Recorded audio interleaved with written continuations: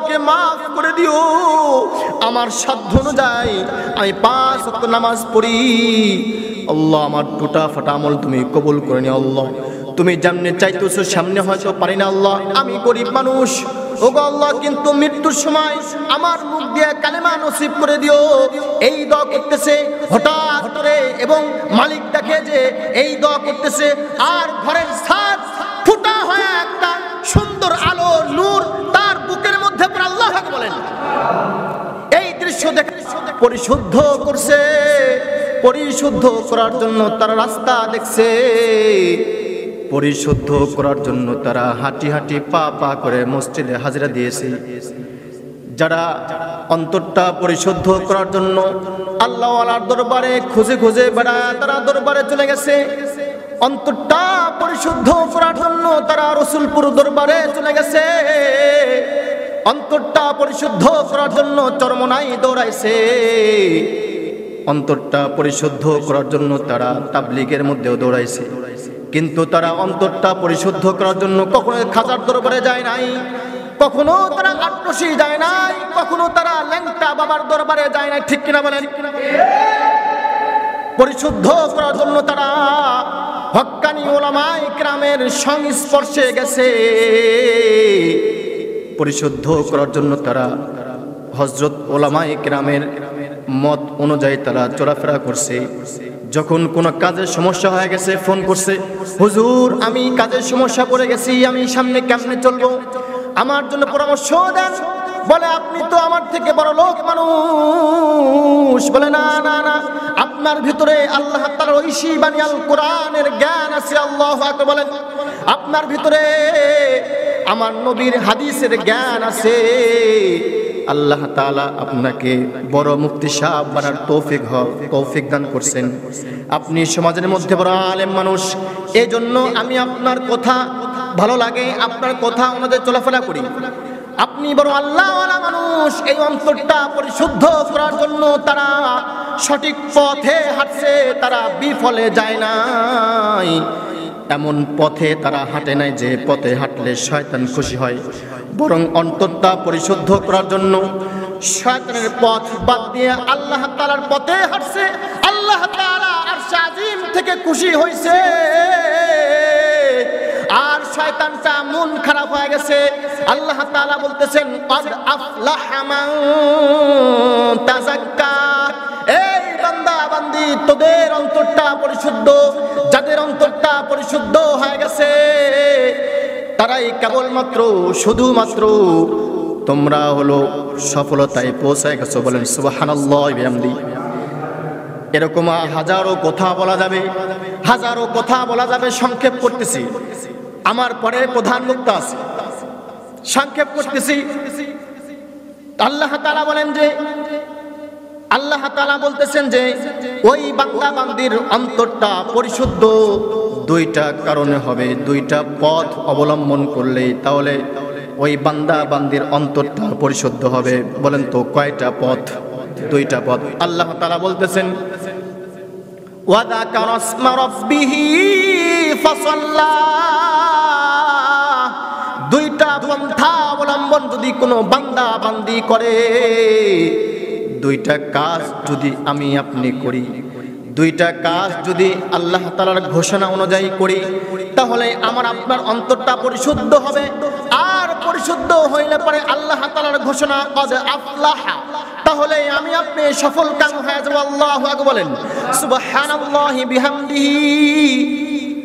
আল্লাহ তাআলা বলতেছেন, ওয়া যাকারা ইসমা রাব্বিহি ফাসাল্লা। এক নাম্বার কাজ, ওয়া যাকারা ইসমা রাব্বিহি। যদি কোনো বান্দা বান্দি আমি আল্লাহ তাআলার নাম জপে, বলেন সুবহানাল্লাহ বিহামদি। ওয়া যাকারা ইসমা রাব্বিহি, আল্লাহ তাআলা বলতেছেন যদি কোনো বান্দা বান্দি আমি আল্লাহ তাআলার নাম স্মরণ করে, তাহলে ওই বান্দা বান্দি সফল কাম। দুই নাম্বার হলো ফাসাল্লা, তারা যেন বা জামাত নামাজ পড়ে। যদি তারা নামাজ কালাম পড়ে তাহলে তারা সফল কাম, আর সফল কাম হইলে পারে তারা সফলতায় জন্য শিখরে পৌঁছায় যাবে। বলেন সুবহানাল্লাহ বিহামদি। তাহলে আমরা দুইটা কাজ পেলাম, একটা হলো ওয়া যাকারা ইসমা রাব্বিহি, যেই বান্দা বান্দি কি করে বলেন, তার রবের নাম স্মরণ করে, যেই বান্দা বান্দি তার আল্লাহকে ডাকে। যেমন আল্লাহ তাআলা আরেক জায়গায় বলতেছেন, ইয়া আইয়ুহাল্লাযীনা আমানু যকুরুল্লাহা যিকরান কাসীরা। আল্লাহ তাআলা বলেন যে হে ঈমানদার বান্দা বান্দি, ইয়া আইয়ুহাল্লাযীনা আমানু যকুরুল্লাহা যিকরান কাসীরা, যেই বান্দা বান্দি আমি আল্লাহ তাআলার নাম বেশি বেশি স্মরণ করবে। এবং কখন স্মরণ করা লাগবে আল্লাহ তাআলা এটাও বলে দিচ্ছেন, ওয়াসাব্বিহুহু বুকরাতাও ওয়া আসীলা। বান্দা তোমরা আমি আল্লাহ তাআলার নাম স্মরণ করবা, কখন করবা? তোমরা ওয়াসাব্বিহুহু বুকরাতাও ওয়া আসীলা, তোমরা সকাল ও সন্ধ্যায় আমি আল্লাহ তাআলার নাম, তোমরা আমি আল্লাহ তাআলার নাম সকালে জপবা, আবার সকালে জপার পরে সারাদিন কাজ করবা। সকালে ফজরের নামাজের পরে আমি আল্লাহ তাআলার নাম জিকির করার পরে তোমরা রিস্কা নিয়ে বের হয়ে যাবা, তোমরা মাঠে কাজ করতে যাবা, তোমরা যাবতীয় কাজ করবা। কাজ করতে করতে বিকাল হয়ে যাবে, বিকাল বেলা যখন হয়ে যাবে বাড়িতে আসার পরে তোমরা ফ্রেশ হওয়ার পরে আবার মাগরিবের নামাজের পরে আবার তোমরা আমি আল্লাহ তাআলার নাম জপবা। বলেন সুবহানাল্লাহ বিহামদি। কিন্তু আল্লাহ তাআলা বলেন নাই বান্দা তোমরা দুপুরে ডাকবা, বান্দা তোমরা আমি আল্লাহ তাআলার নাম 10টার দিকে ডাকবা, আমি আল্লাহ তাআলার নাম তোমরা বিকাল 4টায় ডাকবা, দুপুর 3টায় ডাকবা। বলে নাই নাই, আল্লাহ তাআলা বলছেন ওয়াসাব্বিহুহু বুকরাতাও ওয়া আসীলা, সকাল ও সন্ধ্যায় আমার নাম তোমরা জপবা। বলেন আল্লাহু আকবার। বলেন তার মানে আমরা কাজে থাকবো, আমরা জীবিকা নির্বাহের জন্য বিভিন্ন কাজে আমরা ব্যস্ত থাকবো। এজন্য আল্লাহ তাআলা বলে দিয়েছেন তোমরা সকাল ও সন্ধ্যা আমার নাম জপবা। বলেন না সুবহানাল্লাহ বিহামদি। কত দয়া, কত মায়া আল্লাহ তাআলা আমাদের প্রতি। আল্লাহু আকবার। আল্লাহ তাআলা বলতেছেন বান্দা তোমরা আমি আল্লাহ তাআলার নাম বেশি বেশি স্মরণ করো, সকাল ও সন্ধ্যায় ডাকো। যদি আমি আপনি ডাকি তাহলে ওই যে আয়াতটা তেলাওয়াত করছি ওয়া যাকারা ইসমা রাব্বিহি, আল্লাহ তাআলা বলতেছেন যে কোন বান্দা বান্দি যদি আমার নাম স্মরণ করে, আমার নাম ডাকে, তাহলে তার অন্তরটা পরিশুদ্ধ হয়ে যাবে, তার অন্তরটা পরিশুদ্ধ হয়ে যাবে। আর যখন পরিশুদ্ধ হবে তখন কিন্তু তার অন্তরটা আসে top to bottom, A to Z, তার পুরো শরীরটা কদ আফলাহা মানে একদম সফলতার চূর্ণ শিখরে পৌঁছায় যাবে। বলেন সুবহানাল্লাহ বিহামদি। কারণ আমি আপনি আল্লাহ তাআলাকে ডাকবো না তো কাকে ডাকবো? কারণ আল্লাহ তাআলা আমাদেরকে এত এত নিয়ামত দান করছে। আল্লাহ তাআলা বলতেছেন ওয়া ইন তাউদ্দু নি'মাতাল্লাহি লা তুহসুহা, বান্দা তোমরা আমাকে ডাকবা না তো কাকে ডাকবা? ঠিক কিনা বলেন? আমরা আল্লাহকে ডাকবো না তো কাকে ডাকবো? কারণ ওই আল্লাহকে ডাকবো যে আল্লাহ তাআলা আমাদেরকে অগণিত নিয়ামত দান করছে। বলেন সুবহানাল্লাহ। আল্লাহ তাআলা বলতেছেন ওয়া ইন তাউদ্দু নি'মাতাল্লাহি লা তুহসুহা, কত কত নিয়ামত আল্লাহ তাআলা দান করছে। বলতেছেন এই বান্দা আমি তোমার জন্য তোমাদের জন্য কত নিয়ামত দান করছি, যদি আমি তোমরা এই নিয়ামতগুলো কলম খাতায় লিখতে থাকো, হিসাব করতে থাকো, তোমরা হিসাব করা শুরু করছো, সকালবেলায় হিসাব করা শুরু করছো, হিসাব করতেছো, হিসাব করতেছো, পৃথিবীর সমস্ত কলম, পৃথিবীর সব খাতা নিয়ে লিখতেছো লিখতেছো আমি আল্লাহ তাআলার তরফ থেকে কত নিয়ামত দান করছি। তোমরা লিখতেছো লিখতেছো, সকালে লিখতে শুরু করে তোমরা বিকেল হয়ে গেছে, রাত হয়ে গেছে, রাত্রি হয়ে গেছে, রাত্রি শেষ হয়ে আবার সকালবেলা হয়ে গেছে, দিন শেষ আবার রাত্রি শুরু, রাত্রি শেষ আবার দিন শুরু। এমন একটা পর্যায়ে চলে আসবে পৃথিবীর সব কলম শেষ হয়ে যাবে, পৃথিবীর সব কালি শেষ হয়ে যাবে। এমন একটা পর্যায়ে চলে আসবে তোমরা আমার কাছে দোয়া করবা, ও আল্লাহ পৃথিবীর সব কলম শেষ হয়ে গেছে। ও গো আল্লাহ, পৃথিবীর সব খাতা শেষ হয়ে গেছে, আর কলম নাই, আর একটি দোকানেও খাতা নাই, কলম নাই। এখন কি করবো আল্লাহ? তোমার তো নিয়ামত লিখতে শেষ করতে পারি না। বলেন আল্লাহু আকবার বলেন। তখন দরখাস্ত করবো, ও আল্লাহ, তোমার কুদরতে পৃথিবীর মধ্যে যত গাছ আছে সব গাছের ডালপালা তুমি কলম বানায় দাও।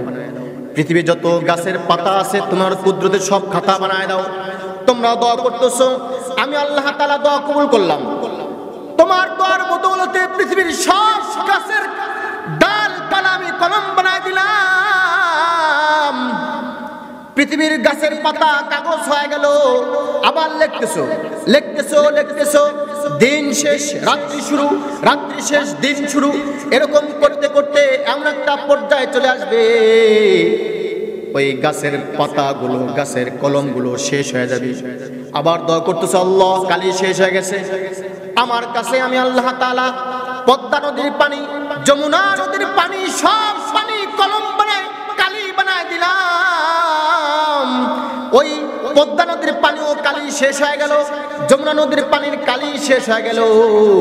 কিন্তু আমি আল্লাহ তাআলার ঘোষণা, ওয়া ইন তাউদ্দু নিয়ামাতুল্লাহি লা তুহসুহা, লা তুহসুহা। বান্দা, এত এত কলম, এত এত কালি খাতা, সমুদ্রের পানি কালি শেষ হয়ে যাবে, পৃথিবীর কলম শেষ হয়ে যাবে, কিন্তু আমি আল্লাহ তাআলার তরফ থেকে তোমাকে, শুধু তোমাকে কত নিয়ামত দান করছি বান্দা, এই নিয়ামত তুমি লিখে লিখে শেষ করতে পারবে না। আল্লাহু আকবার, আল্লাহু আকবার, শেষ করতে পারবে না। ঠিক কিনা বলেন?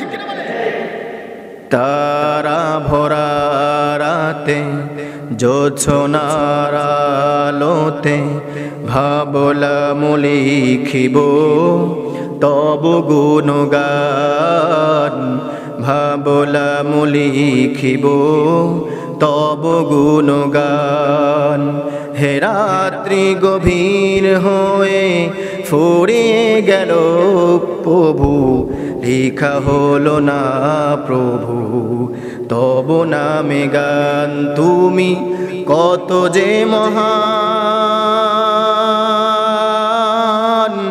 কত যে মহান, তুমি কত যে মহান, কত যে মহান, তুমি কত যে মহান।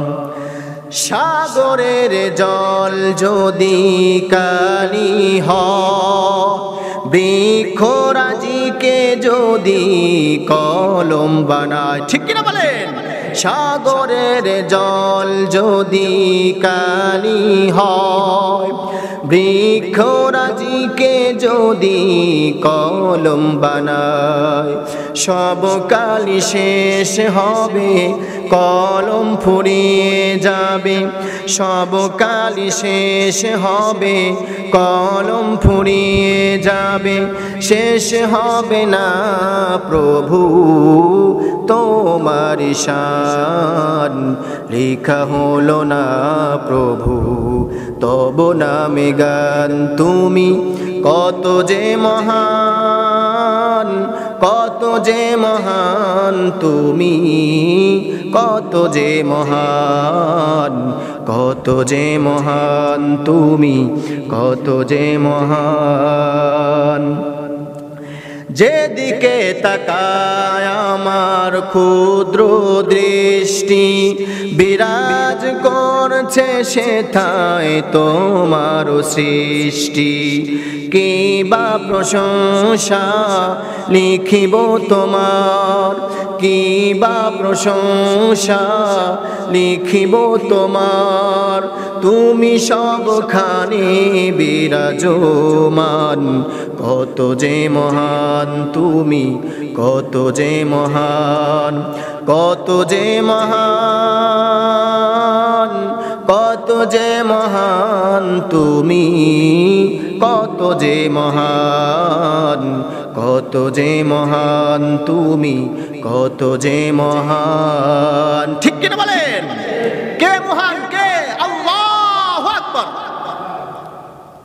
তো প্রিয় উপস্থিতি, যে কথা বলতেছিলাম, তো আল্লাহ তাআলা বলতেছেন কি, যেখান থেকে কথা আসছে যে দুইটা কাজ যদি আমি আপনি করি তাহলে কিন্তু আমার আপনার অন্তরটা পরিপূর্ণ হবে, পরিশুদ্ধ হবে, পরিষ্কার হবে, একসুই আল্লাহ তাআলার জন্য হবে। যখন পরিশুদ্ধ হবে তো এই অন্তরটা পরিশুদ্ধ অন্তর নিয়ে তো আল্লাহ তাআলা বলতেছেন যে ক্বাদ আফলাহা, তখন আমি আপনি কিন্তু সফল কাম হবে। বলেন সুবহানাল্লাহ। তো একটা কাজ বললাম যে ওয়াদা কারাসমা রাব্বিহি, যে এক নম্বর কাজ হলো আল্লাহ তাআলাকে বেশি বেশি ডাকা, ঠিক কিনা বলেন? আমরা এখন থেকে আল্লাহ তাআলাকে বেশি বেশি ডাকবো। আল্লাহ তাআলা আমাদের সবাইকে তৌফিক দান করুন, আল্লাহুম্মা আমিন। দুই নম্বর কাজ হলো ফাসাল্লা, জামাতে নামাজ পড়া, অর্থাৎ নামাজ পড়া, 5 ওয়াক্ত নামাজ জামাতের সাথে আদায় করা। অন্তত পক্ষে জামাতে সত্যি যদি শরীক না হতে পারি, যেখানেই থাকি না কেন, যে অবস্থায় থাকি না কেন, আজান কানে আসছে তো বাস আমি ওখানেই, যদি কাউকে পালাম তো পাইলাম, না পাইলাম তো নিজে দাঁড়িয়ে নামাজ আদায় করলাম। আমার থেকে যেন এক ওয়াক্ত নামাজ কাজা না হয়, ফৌত না হয়, পারবো তো ইনশাআল্লাহ। তো 2 নাম্বার হলো যে মানে 5 ওয়াক্ত নামাজ পড়া।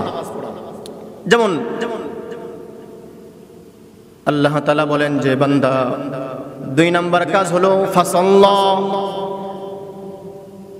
যদি কোনো বান্দা বান্দি 2 নাম্বার পন্থা অবলম্বন করে, তার মানে সেই ব্যক্তি 5 ওয়াক্ত নামাজ পড়ে, নামাজ কাজা করে না, তার জীবনে কিন্তু নামাজ ফৌত হয় নাই, তার নামাজ কাজা যায় না, কাজে ব্যস্ত আছে। এত কাজ, গরম, এই যে এখন তীব্র গরম চলতেছে, কিন্তু এই ঠাডা পোড়া রোদের মধ্যে, তীব্র তাপদাহের মধ্যে যারা গরিব মানুষ রিক্সা চালাচ্ছে, কিন্তু যখন আজানটা কানে আসে উনি আর একটা পেডেল মারে না, একটা পিকআপ মারে না, না মাইরা সে, না মাইরা সে, না মাইরা সে নামাজে দাঁড়িয়ে যায়। এই তো নামাজের গুরুত্ব। সে বলে যে না ভাই, এখন আমি ভাড়া মারবো না, কারণ নামাজের সময় হয়েছে, আমি নামাজ পড়বো। আল্লাহ তাআলা আমাকে ডাকতেছে, আল্লাহ তাআলার কাছে আমি হাজিরা দেব, আমি নামাজ পড়ে আল্লাহ তাআলার কাছে আমার সওয়াবটা পাঠায় দিব। আল্লাহু আকবার বলেন। ওই যে বাজারের মধ্যে এক যুবক, আল্লাহ তাআলার ওলি, আল্লাহর ওলি এক যুবক দাঁড়ায় আছে, উনি বিক্রি হবে, কাজ করবে, গরিব মানুষ দাঁড়ায় আছে। প্রতিমধ্যে হঠাৎ করে একজন সে বড় লোক মানুষ মাইক্রো নিয়ে তাকে নিতে আসছে। মাইকের দরজা খুলছে, বলছে ও ভাই তুমি কাজ করবে নাকি? বলে হ্যাঁ কাজ করব। তবে উঠো গাড়িতে, চলো আমার বাড়িতে কাজ আছে, আমি তোমাকে কাজ দেব।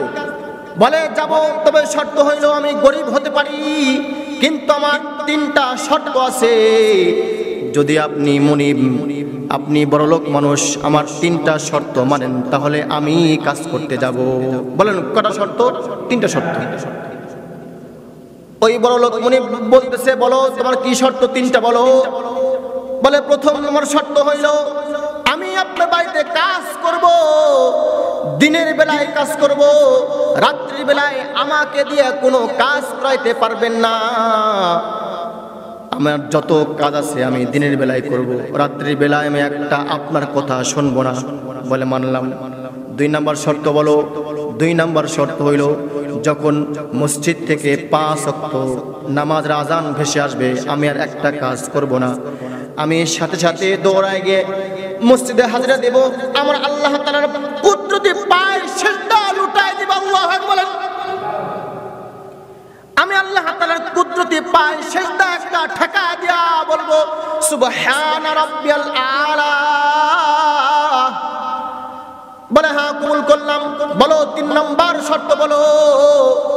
বলতেছে আপনি তো অঢেল সম্পত্তির মালিক, আপনার আমার ওই রাজ সিংহাসনে, আপনার বালাখানায় আমার জন্য ঘর দিবেন না, আপনার বাগান বাড়িতে আমার জন্য একটা কুঁড়ে ঘর বানায় দিবেন, দূর বহুদূর আপনার প্রাসাদ থেকে, আপনার ঘর থেকে, আপনার বিল্ডিং থেকে, আপনার বাগান বাড়িতে আমার জন্য একটা কুঁড়ে ঘর বানায় দিবেন, ওই ঘরে আমি একা থাকবো। বলে হ্যাঁ মানলাম। আল্লাহ তাআলা আমাকে যে অর্থ করে দিয়েছে তোমার জন্য একটা ঘর বানাইতে, আমার কাছে ওয়ান্টুর ব্যাপার, কোনো সমস্যা নাই। তাহলে তোমার প্রথম শর্ত হইল তুমি দিনের বেলায় কাজ করবা, রাত্রি কাজ নাই, মানলাম। 2 নম্বর শর্ত হইল যখন 5 ওয়াক্ত নামাজ আজান ভেসে আসবে তোমার কোনো কাজ নেই, মানলাম। 3 নম্বর শর্ত হইল তুমি আমার বালাখানায় থাকবা না, তুমি আমার প্রাসাদে থাকবা না, তোমার জন্য আলাদা একটা ঘর বানায় দেওয়া লাগবে, কোনো সমস্যা নাই, আমি মানলাম, চলো গাড়িতে ওঠো। গাড়িতে উঠছে, বাস ওই যুবকটা টাটকা টকবগে যুবকটা কাজ করতেছে। দিন যায়, 1 দিন 2 দিন যায়, মাসকে মাস চলে যায়। হঠাৎ করে কোনো তার অভিযোগ নাই, মালিকের পক্ষ থেকে তার কোনো অভিযোগ নাই। মালিক তার স্ত্রীকে বলতেছে, ওগো আমার প্রাণপ্রিয়, আমরা যে আজ থেকে 3 মাস আগে একটা যুবক মানুষ তাকে যে আনলাম, তার জন্য 3টা শর্ত পালন করলাম, কিন্তু তার তরফ থেকে আজ পর্যন্ত একটা অভিযোগ পাইলাম না। সে কেমন আছে, কেমন করে থাকে, কেনই বা সে আমার এত সুন্দর এসি আলা রুমের মধ্যে না থাইকা সে আলাদা কেন থাকে, রাত্রিবেলা সে কি করে, আমার বড় কৌতূহল হয়। রাত্রিবেলা সে কেন কাজ করে না, আর রাত্রিবেলায় বহুদূর আমার বাগান বাড়িতে একা একা কি করে, চলো দেখে আসি। যেই কথা সেই কাজ। মনিবার তার স্ত্রী জ্যোৎস্নার রাতে মৃদু মৃদু আলোতে 2 হাত ধরে তারা গল্প করতেছে আর যাইতেছে। গভীর রাত হয়ে গেছে, যাইতে যাইতে এমন পর্যায়ে ওই মনিবের ওই যুবকের ঘরের কাছে পৌঁছায় গেছে।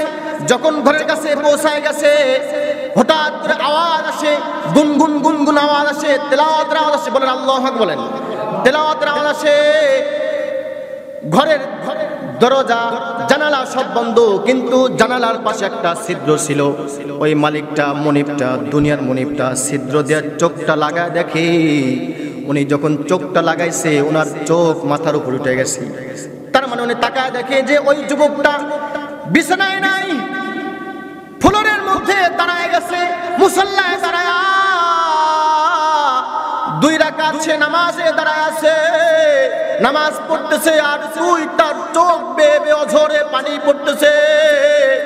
মালিক এটা দেখার পরে তার গায়ের পশম শিউরে উঠছে, হায় হায়, আমার আল্লাহ তাআলা কত সম্পদ দান করছে, আমার অর্থ করির কোনো অভাব নাই, কিন্তু সে গরিব, আমার কাছে কাজ করে, কিন্তু সে আসল মালিককে, সে আল্লাহ তাআলা কেমন চেনা চিনছে, আল্লাহ তাআলার প্রেমে কত মগ্ন হয়েছে, সে অঝরে কাঁদতেছে। নামাজ শেষ হয়ে গেছে, নামাজের পরে সে 2 হাত তুলে দিয়েছে, বলতে দোয়া করতেছে, ওগো আল্লাহ, তোমার সাথে যে গভীর সম্পর্ক আমার, এই সম্পর্ক আমি চাইতেছি আর যেন দুনিয়ার বুকে আর তৃতীয় পক্ষ না জানে আল্লাহ। এটা আমি চাইতেছি যে তোমার সাথে গভীর সম্পর্ক যেন আর কেউ না জানে। কিন্তু বলেন তো দেখি, মালিক কিন্তু জানালার ফুটা দিয়ে তাকায় আছে।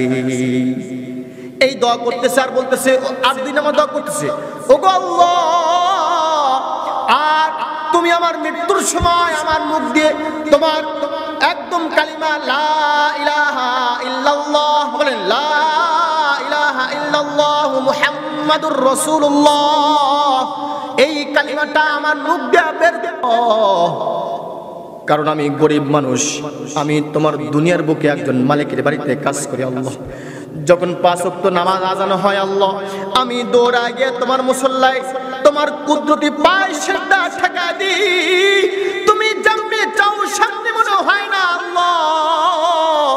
ওগো আল্লাহ, আমাকে মাফ করে দিও, আমার সাধ্য অনুযায়ী আমি 5 ওয়াক্ত নামাজ পড়ি আল্লাহ, আমার টুটা ফাটা আমল তুমি কবুল করে নিও আল্লাহ, তুমি যেমনি চাইতেছো সামনে হয়তো পারি না আল্লাহ, আমি গরিব মানুষ, ওগো আল্লাহ, কিন্তু মৃত্যুর সময় আমার মুখ দিয়ে কালেমা নসিব করে দিও। এই দোয়া করতেছে হঠাৎ করে, এবং মালিক দেখে যে এই দোয়া করতেছে, আর ঘরের ছাদ ফুটা হয়ে একটা সুন্দর আলো নূর তার বুকের মধ্যে পড়ে। আল্লাহ বলেন। এই দৃশ্য দেখার পরে তুমি তাকায় দেখে যে জান্নাত দিয়া তার মালিক সব দেখছে। যখন সে দেখতে পাইছে যে মালিক তাকায় আছে, আবার ওই ব্যক্তি 2 হাত তুলে দিয়েছে, আল্লাহ, ওগো আল্লাহ, আমি মাত্র দোয়া করলাম আল্লাহ, এই যে আমার তোমার সাথে গভীর সম্পর্ক,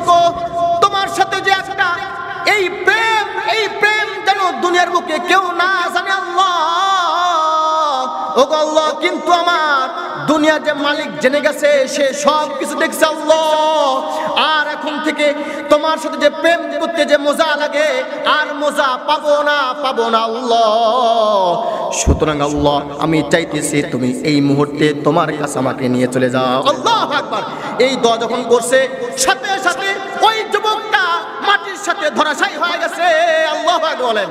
কেমন যুবক মানুষ, 5 ওয়াক্ত নামাজ সে পড়ে, কিন্তু আল্লাহ কাছে দোয়া করে, আল্লাহ আমার টুটা ফাটা আমলগুলো তুমি আমাকে কবুল করো। তার মানে আল্লাহ তাআলা বলতেছেন, ফাসাল্লাহ বান্দা, তোমরা 5 ওয়াক্ত নামাজ পড়বা। নামাজ পড়লেই কিন্তু তোমার অন্তরটা পরিশুদ্ধ হবে, আর অন্তরটা পরিশুদ্ধ হইলে পারে তুমি সফল কাম হয়ে যাবা।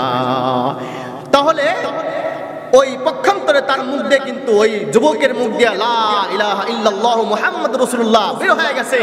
আমি এটাই বুঝাইলাম ঘটনার দ্বারা যে যদি কোনো ব্যক্তি নামাজ পড়ে, তো নামাজ পড়লে এই ফায়দা সে পাবে। তো আল্লাহ তাআলা আমাদের সবাইকে দুইটা কাজ, যেটা 1 নম্বর হলো আল্লাহকে ডাকা, এবং 2 নম্বর হলো নামাজ।